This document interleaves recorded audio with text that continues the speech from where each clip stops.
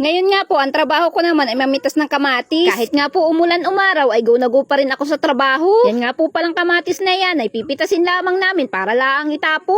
Napipitas nga lang po nung may-ari yung mga hinog para daw ho hindi agad mamatay ang mga puno. Nagbabaka sakali ho kasi yung may-ari na baka daw ho tumaas pa ang presyo ng kamatis. At yan nga po, ang aming mga napitas na at itinatapon laang namin sa kabilang gilid.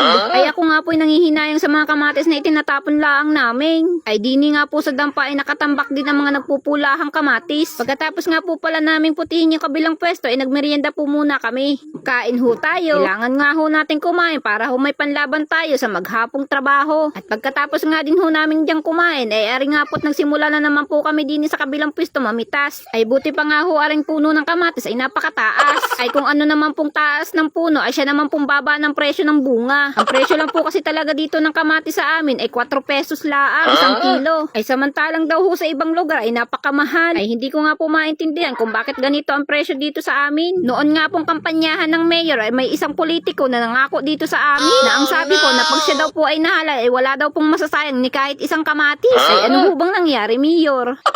Ayan nga po, tambak-tambak na ang mga itinatapon naming kamatis dine. Ay kung kayo ho ay kukuha, ay pring-pri ho kahit isa ko nyo pa. Yung ibang kamatis naman ho, ay dini na laang namin itinatapon sa mga duluhan ng iras. Ay ako ho talaga hinayang na hinayang. Ay gusto ko nga ho lahat dalahin, ay kasi baka ako magkataipagpapasan. O siya, ako ho muna ay magpapaalam na. Bye-bye!